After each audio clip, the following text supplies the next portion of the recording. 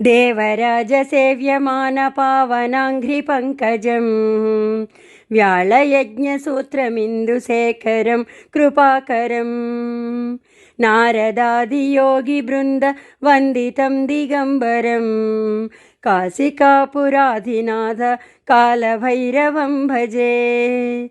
काशिकापुराधिनाथ कालभैरवं भजे।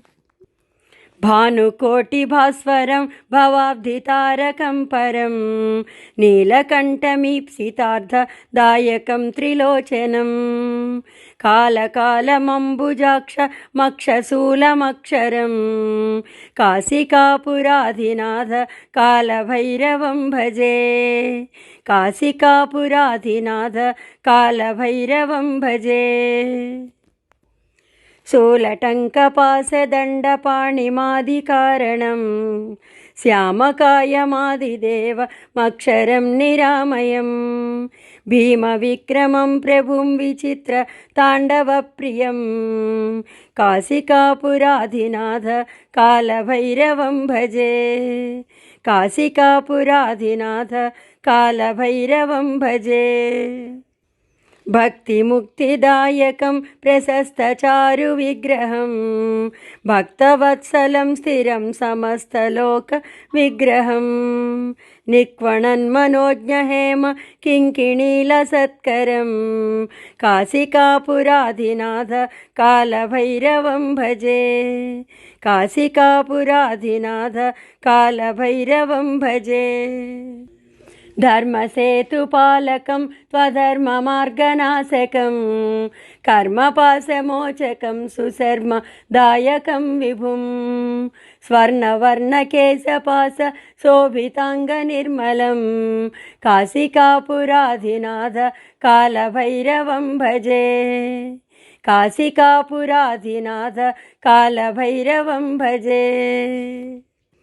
रत्नपादुकाप्रभाभिराम पादयुग्मकं नित्यमद्वितीयमिष्टदैवतं निरञ्जनं मृत्युदर्पणासनं कराळदंष्ट्रभीषणं काशिकापुराधिनाथ कालभैरवं भजे।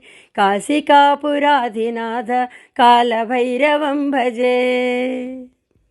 अट्टहासभिन्नपद्मजाण्डकोशसन्ततिं दृष्टिपातनष्टपापजालमुग्रनाशनम् अष्टसिद्धिदायकं कपालमालिकाधरं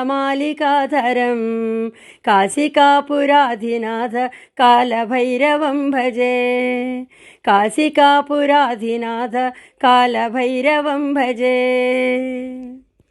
भूतसङ्घनायकं विशालकीर्तिदायकं काशीवासलोकपुण्यपापशोधकं विभुं नीतिमार्गकोविदं पुरातनं जगत्प्रभुं काशिकापुराधिनाथ कालभैरवं भजे।